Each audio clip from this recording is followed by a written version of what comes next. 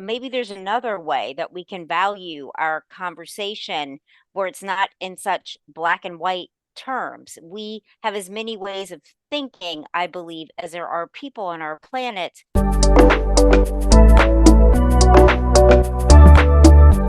Welcome back to a new episode of the Spiritual Inspired podcast. I am your host, Claudiu Murgan, and my guest today is Lisa Tahir. Lisa, thank you for accepting my invitation. Claudiu, it's my pleasure and honor to be here. I have been listening to your podcast, and I really love the deep dives that you take into all things spirituality. Thank you. You are You're a welcome. multifaceted woman, human being. You know, you're right. You are an artist. You have a podcast.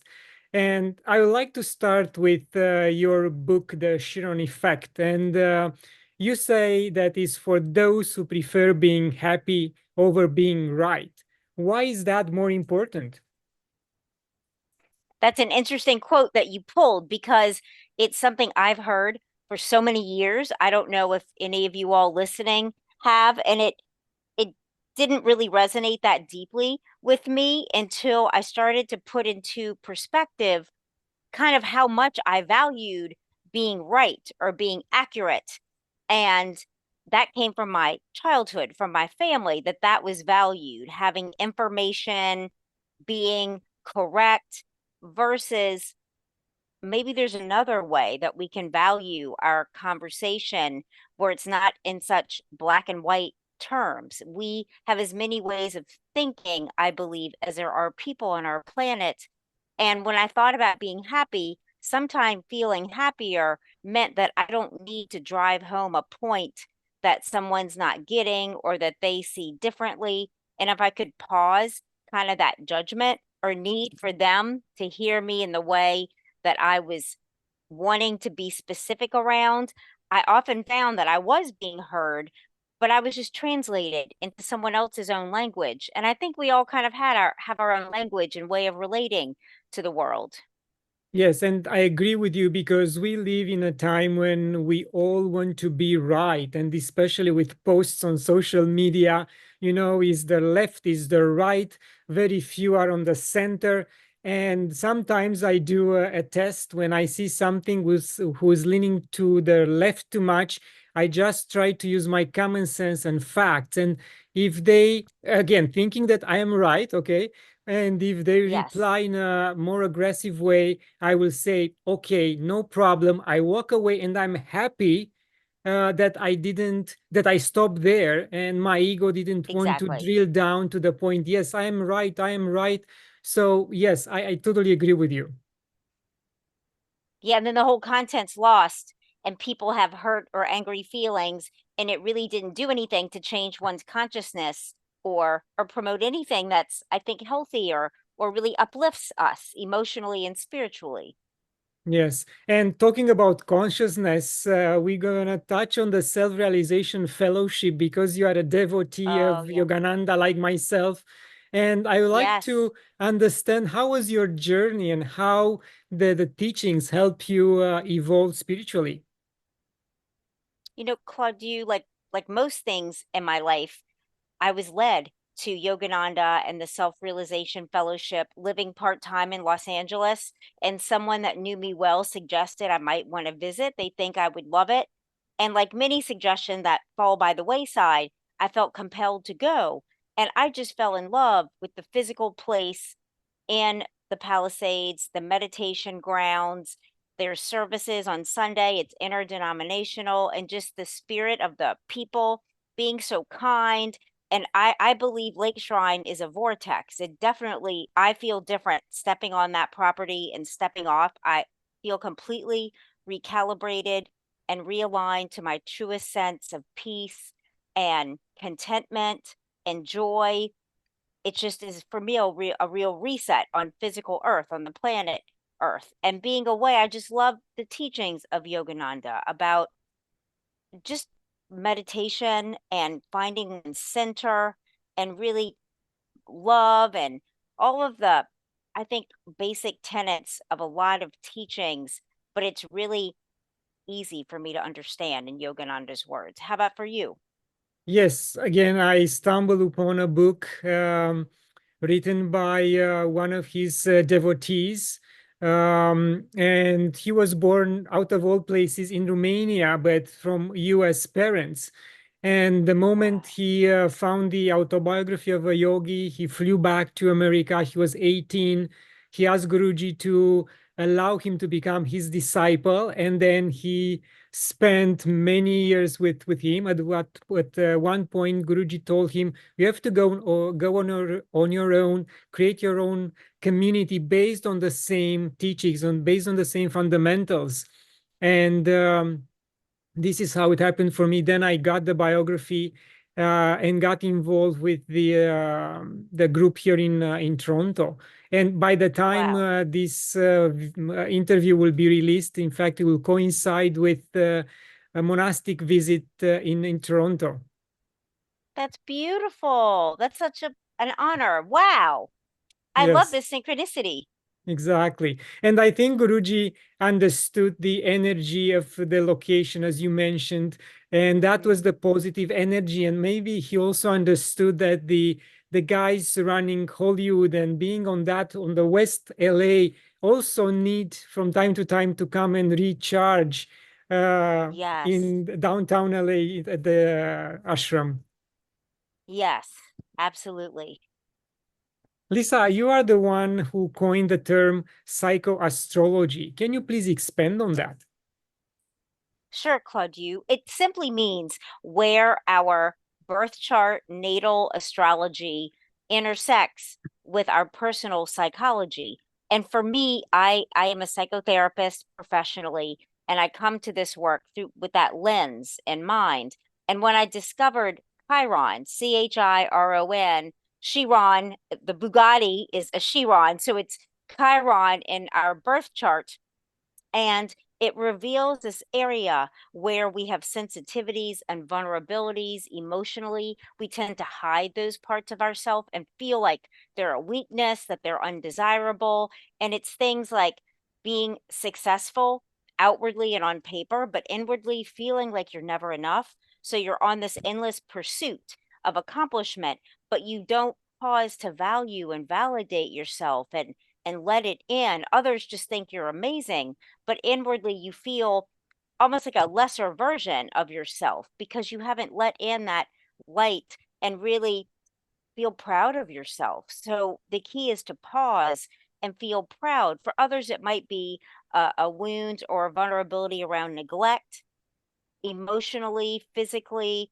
You might have been neglected. A caretaker might have had an addiction and you had to fend for yourself. So it's these really private placements within our own mind and personhood that I sought to help us up level and to heal and really see these as strengths, that we all have vulnerabilities. It's nothing to be ashamed of. And when you can really hold yours lovingly through empathy and self-forgiveness, we can transform that wound and then offer to the world and to others. It often becomes our mission, what's important to us. And because we've done that own healing. What do you think about that?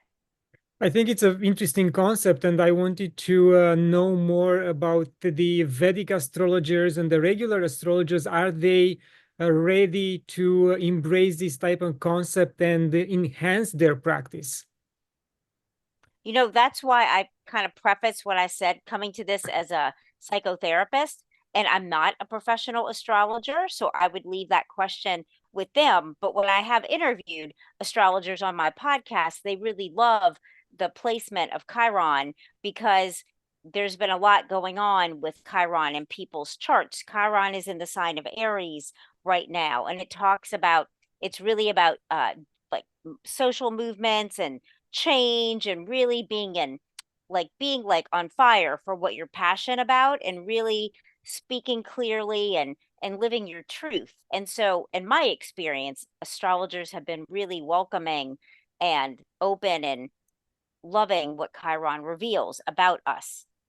Yes, and I'm a Scorpio, and I read with interest the chapter in the book Chiron in Scorpio, and a lot Right. of things match with my personality. At the same time, I think that the more one works on himself or herself through the karma and any other spiritual and emotional baggage, these things might apply less and less as we get rid of these Mhm. baggage, as I said. But for someone who is at the beginning on the spiritual path, I think most of those things will apply for sure.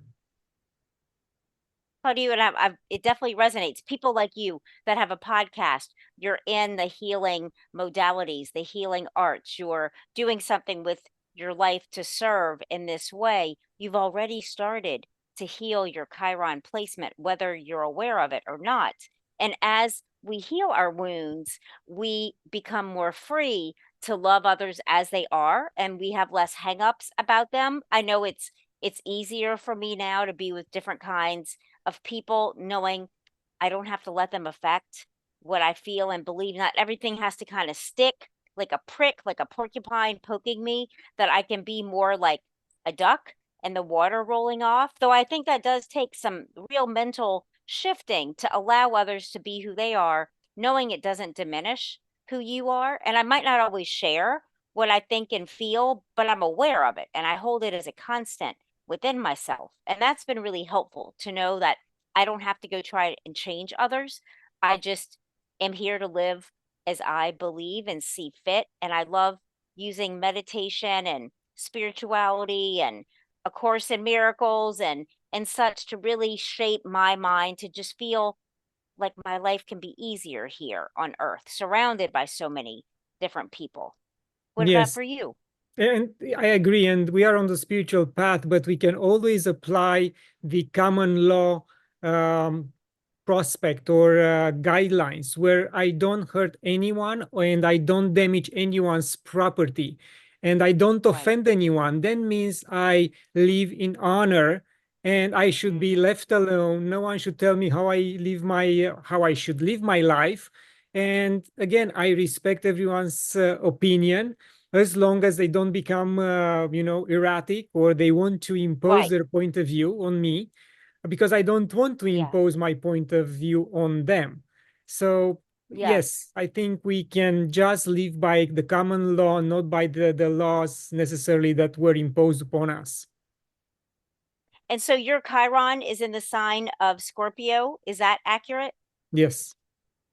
So that's what you're saying is really in alignment with that about, um, you know, having healthy and clear boundaries. It has to do with power, your experience and expression of power, and healing any power that was taken from you or used against you, and using your own power in ways that feel aligned with your moral and spiritual belief systems, which I sense you are and you do from what you just said.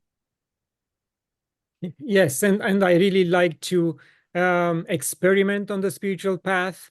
I know a lot of Yogananda's devotees. They stay on that path. They don't go left, right. They are very focused. And I think at one point we I don't want to offend anyone, but we have to look at Yeah. other options, expand our horizon, because as Yeah. Jesus talked in parables at that time, in order for the multitudes, for the people to understand him, I think Yogananda talks certain strategies for that particular time. Yes, some of them are Right. timeless, but also we Yes. have to expand our horizon and look at other things as well. Well, I think there's so much diversity in life. I often look to nature, which is where I feel so much peace and connection to the divine. Just walking in a park here in New Orleans near my house, and the ducks and the birds chirping, and I feel like this is heaven on earth. These places that I love to ground myself in, geographic places, something having to do with nature and animals. And so I think to really use everything that's available, there's so many teachings and so many things that we can read. And like I love right now reading about the new thought leaders like Florence Scovel Shinn, alive in the 1920s here in America. And she writes about the power of our spoken word. And that's why it's called spelling. Our words cast spells over us, whether you know it or not. And being more mindful of what I say and saying more of what I want and less of what I don't. And knowing that I have the power to create wonderful things in my life by by speaking them and believing them and feeling them in my heart. And we do get to create our lives. And I just find that very exciting. It's different than what I was brought up believing. And I think a lot of us aren't taught the power to create our lives through, right speech, right thought, being aligned, having a foundation that then we can launch from and filter information through and stay coherent. What do you believe about that? No, I totally agree. I wrote a book, my first book, in fact, The Decadence of Our Soul. Souls is about the power of words, the power of thought, and how we can turn around using the right thoughts, the right energy. And as you said, the words are spells. With the same words, we can reverse the spells if we have that Hmm. conviction and inner strength. We can break everything apart that holds us down.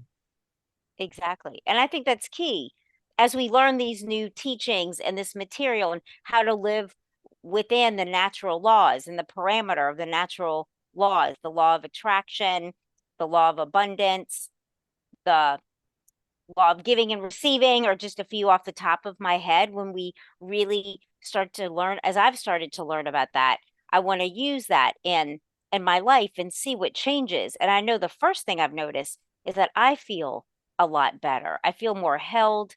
I feel more tended to. I know there's something bigger and greater. And to me, I believe it's unconditional love.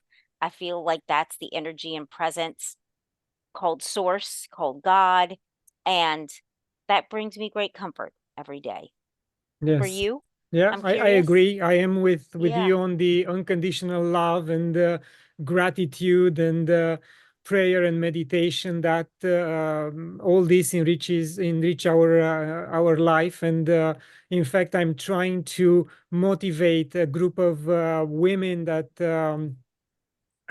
gave me their trust to attend certain events I organize privately. And I motivate them daily, first thing in the morning, with an affirmation or, as I call it, medicine. And they are very grateful yes. that they start their day with this type of energy. I love that. I love that you do that. Yes, and it just happened. It wasn't planned. It wasn't something I intended to do. They just asked me to do it, and then they join and they brought their friends, and this is how it ended up. And I'm pleased with this small crowd that listens to and reads this daily medicine. That's very cool. When especially when people resonate with what you are wanting to share. And I believe that's serving love. And I think people really feel that part of love and service Yeah. and respond to it very well. Yeah. Lisa, given your expertise in glass art, when you see a glass that's half full, do you see it as an artistic opportunity or as a psychological metaphor? That's interesting. I see it. It depends on how beautiful the glass is. Sometimes if it's a really wonderfully, delicately made goblet or drinking vessel that strikes my emotions, I see it more as art. And other times when it's just a simple glass, a standard glass at a restaurant or bar, I see it as a glass half full, more psychologically. Beautiful. And both, glass and human emotions are easy to shatter. In your experience, which one is easier to shatter? Oh, that's it. That's an interesting question. I've never been asked, but you're really hitting all the points where I see people, I see ourselves in the glass art that I sculpt, glass being a liquid that hardens into a solid and it's transformational. We shape it and our lives are like that. We shape ourselves whether we're aware of it or not. We're allowing our people, places, and things to shape us. And we call it our routine. Those are our habits. And it's important to cultivate healthy and good habits because that's the life that you'll live. We're the summation of our habits and the people that we've spent our time with that make impressions upon us. So I think it could be easy to really hurt someone through a word or action, but I think it's just as it might be even easier to uplift someone with a kind word or gesture. And I think it can feel really good to seek out ways to do that in your life, Yes, and to as use I another do in mine. metaphor, yeah, I think it's easier to pick up broken glass than broken emotions. That will take a much longer time. Sure, absolutely. Absolutely. You also enjoy surfing, and do you find more clarity discussing emotions on the therapist's couch or catching waves on a surfboard? Oh, Claudia, when I paddle out now and just sit and look at the mountains, be it in Malibu, California, or Topanga. I don't chase the waves so much anymore. I did that when I was younger and I could sustain some pretty heavy wipeouts. And now I just want to be at peace. So I'll paddle out and just sit and turn around and face the land. And I'm just in awe of sitting in the ocean. It's where I feel so much gratitude. And I feel God. I feel peace. I feel a part of nature in every person. And so now I surf more as to sit and meditate on my surfboard rather than chasing all the waves and trying to catch a big one. I've kind of changed in that way there. Do you surf? No, I don't. I tried 3 years ago. I think we're in Panama. I took my boys for courses. I had a pain in my right hand, and I just couldn't pull myself up on the Mm, board. yeah, And in the end, I just gave up. They had some fun on their own, and it's fun to watch, especially with the new surfboards that have been developed, and you have to push down with your legs. It's a different concept. You stay it on the is. wave much longer. Sometimes you don't even need the wave because the surfboard will just take you. Yes, it's definitely quite an experience. Yeah. And as I mentioned at the beginning, you are a multifaceted human being and you also are a Reiki master and you enjoy indoor rock climbing. Have you considered combining the two for a spiritual ascent? I have not, but that's a really good idea. Wow. Thank you for that. Yes, I mean, you can pick up your mountain and whatever, or like El Camino, or, and even if it's not a mountain, it's still like consider a climb, a spiritual climb. So, Oh, yes. wow. I love that metaphor. It's beautiful. Wow. Thank you. And I don't know if you still have your cats, Jiggy and Baby, but I think they must overheard many of your postcat episodes. Do they ever offer feedback or perhaps demand guest spots? That's an awesome question. So Jiggy transitioned and is in heaven, but I have Baby and Jiggy sent another little kitty named Frankie who looks just like he did. And one of my kitties, Baby, loves to actually be in the podcast. I'm surprised she's not on my lap right now. So she definitely loves to feel energy when I'm connecting with someone else like this and talking about topics that we both love. Beautiful. And for someone who is interested to, reach out to you, what is your process? Do they have to fill in some paperwork beforehand so you get a little bit of knowing them as a patient, or what's your process?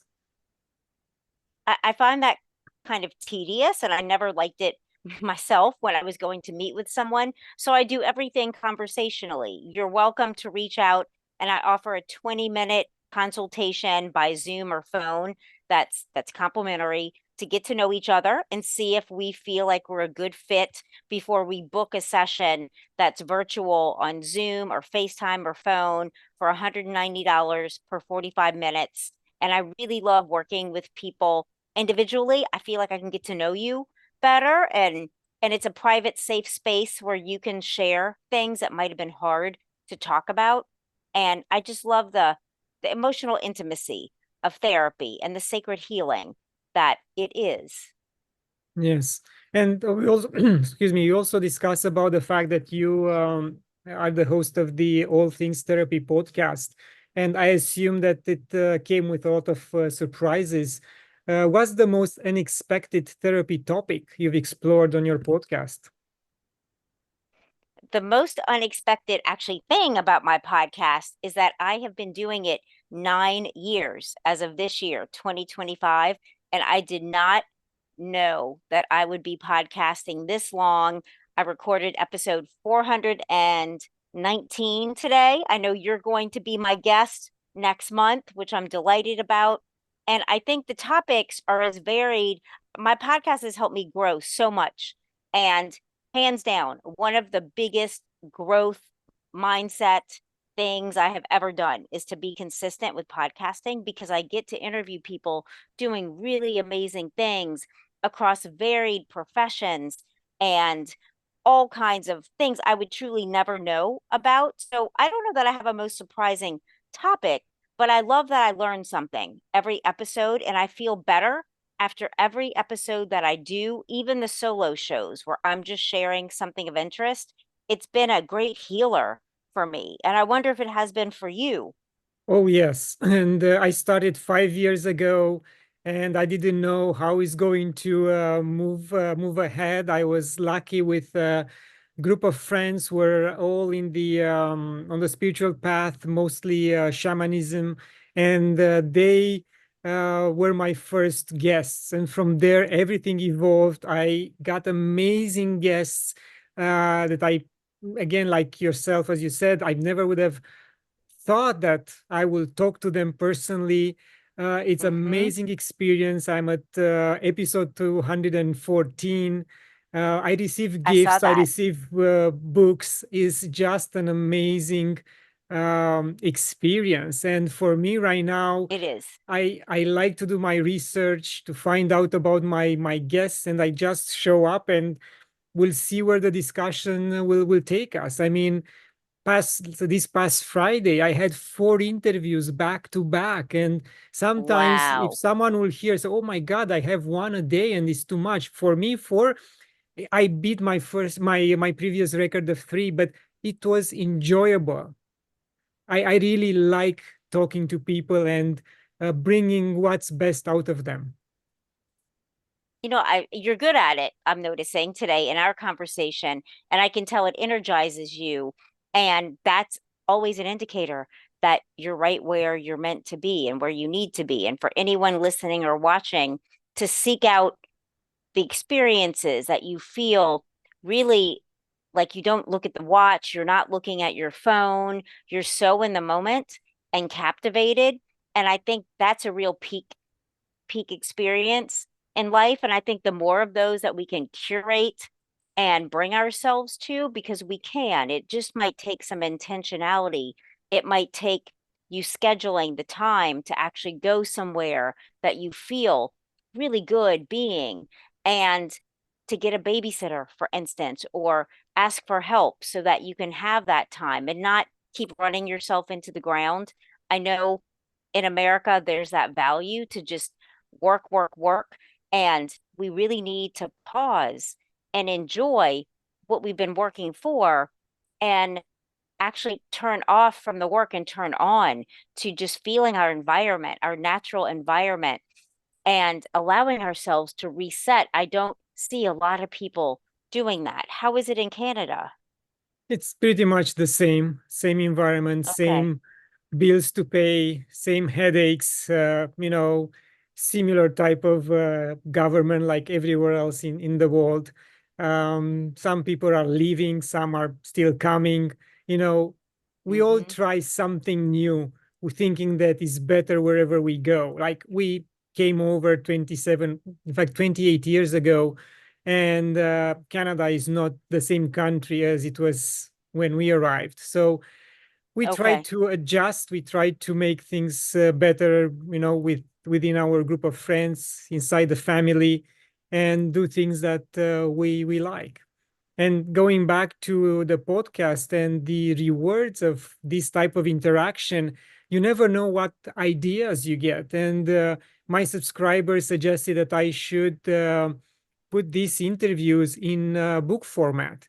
So in April, like in Okay. 2 weeks from the date we're having this interview, I'm going to released through Everly Books Publishing. The first book of a trilogy is called Alternative Methods of Healing, where I took Wow. previous interviews with energy healers, empaths, sound healers, Reiki masters, you name it. Like Dr. Bruce Limpton is Hmm. part of that, Kimba Yeah. Arem, Alba Wonderful. Weinman. 21 guests in a book format will go out in April. And then the second book will be psychology, channeling, and mediumship. And the third book will be about Hmm. shamanism and sacred plant medicine. So these are new things that I never thought of doing when I started this podcast 5 years ago. Congratulations. This is so exciting. Thank you. You're welcome. And you hit on something that provokes me to say this in the work that I do. I think a key factor in healing is to forgive yourself. And my work centers upon self-forgiveness. When I was taught about forgiveness as a young person, it was always about directing it to someone else. And somehow I'm supposed to forgive people for sometimes egregious things when I haven't even spent a moment to look and see how do I feel and how might have this affected me and what might I need, and maybe I need to forgive myself for something. So I want to share that self-forgiveness and self-compassion are so important, because if we don't take time, like a gratitude practice, to have a forgiveness practice, things build up. The criticisms towards ourselves, that inner critic saying, you blew this, you blew that, you didn't do it right, you're not good enough, just fuck it, why even try? And how that can become such a dark place very quickly emotionally. Instead, if you take the time to look at, okay, look at why you did something that disturbs you about yourself or you dislike. There's a reason. We make sense in the context of our own experiences. And it might be because of an earlier experience you haven't processed and made peace with, that's causing this harshness towards yourself. And then you're treating others in kind in ways that aren't aligned with how you really want to be. To take time to unravel that. And that's what my book really centers upon, is unraveling the patterns and experiences that cause us to harbor unforgiveness towards ourselves and in turn with others. Yes, the more interviews I do, and the more I listen to my guests and read their books, the more I understand how damaged we are. And we grew up, most of us, in an environment that wasn't suitable for a proper childhood. There was friction, there was abuse, there was lack of love, financials, anything else, and that affected us as we moved through life. And I don't know if that moment will come where we're going to have a baseline of many more of us where this type of trauma is gone and we can start fresh with a new generation, with our children, and they won't know this type of affliction, emotional affliction. Right. Yes. And I believe that starts with you and it starts with me. It starts with us being personally accountable. I really believe in taking personal responsibility for our lives. And something might not have been your fault, but it very well may be your responsibility to learn how to heal from that so that you're acting differently than, say, the harm that was done to you. And that's actually really empowering, that we can not be tied to that old hurt or wound by truly forgiving ourselves and giving ourselves the messaging that we needed. You know what? You've learned now. This kind of person isn't for you. It takes you down. I need to, even if you feel lonely or alone for a while until you gravitate towards and life takes you to the new people and places and things, really taking a stand that I want better and I want good for myself. And then seeing where the universe leads you, where that's found, because unconditional love is always pointing the way. If we slow down to listen, life is wanting to just love and provide abundantly for us. When we stop and listen and ask to show me, And it can be easier than what you might be going through now if you just try to ask to receive the guidance and the help and the nuts and bolts, whatever it is needed, the finances, the people. Ask for it and listen then what impulses you might have to go do or not do. It might be to rest and see what happens to your life by doing this, asking these questions. Yes, and you referenced Course in Miracles earlier during this interview, and I encourage everyone to go and maybe start with this course. It's free on the internet. You can even buy the book if you want to have the hard copy. But it's a very good start, and God is present in that book, guiding you Yes. to change your mind and become the better version of yourself. Yes. Well said. Lisa, if you have the chance to invite to dinner three personalities from the spiritual community, either present or from the past, who would they be? I would love to sit down with Jesus. I would love to sit down with, oh, that's a good question that um I've always felt an affinity for Mother Teresa. I'd be really interested to sit down with her as well. And I think now that I spend so much time at Lake Shrine, I'd love to sit with Paramahansana Yogananda as well. Yes. And maybe you How can about say, you? bring Babaji over. Oh, Babaji, yes. How about you? I will, again, Jesus is a very good example. I would love to talk to someone from the 13th century Qatar to see exactly what happened in that period and Mm, how they, real handle the persecutions of the church. mm-hmm. And I think Babaji will be another one because he is eternal and he will tell us a teaching or two that we can learn from. Absolutely, yes. Lisa, is And did please go yeah, ahead. I was going to ask you, did you say you're going to Romania for your holiday? Yes. I'm so proud that my book has been translated into Romanian as well Wow. as Chinese. And a Nice. person in Romania sent me a picture on Instagram privately of reading my book. And I just had tears of happiness having her share that. It's my dream to have my book in every language, as many languages as people want the information. So I just thought to share that. Beautiful. And if you send me the link to the Romanian version, I will post it on my social media for my Romanian friends. Thank you. I will get that to you. Thank you so much. Welcome. And I wanted to ask you if the artwork on your wall is done by you, the glass piece. Actually, the two glass pieces behind me are not. They are done by two colleagues that I have worked with, two female glass artists that I love their work. That's a good question. And do you have any exhibition coming up this year? I do not right now, but I will let you know when I do. It's my dream and desire to show more of my art worldwide. Yes, glass is a fascinating medium to work with, very fluid. It is. It is. It's captivating to me. Have you worked with it? No, I just enjoy it. I mean, I can Yes. do so much in this lifetime, so I have to Of choose. course. Right. We have to choose. Absolutely. Yes, Claudiu. And if you have the power to give humanity another gift other than the many gifts you are offering right now, what would that gift be?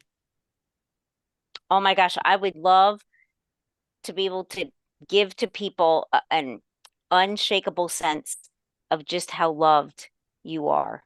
Just truly how loved without performance, without just how loved it would radically change how we treat ourselves and others. I feel like if we really had that awareness of how loved we are, we'd never harm another person, place, or thing.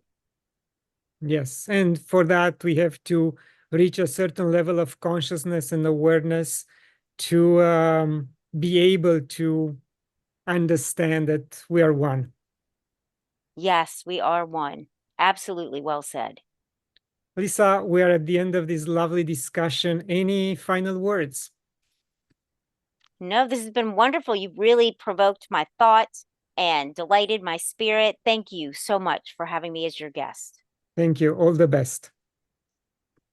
And Amen. to my viewers, thank you for watching. Share it, leave a comment. Visit us on spiritualinspired.ca, gnostictv.com, and on YouTube. Until next time, love and gratitude.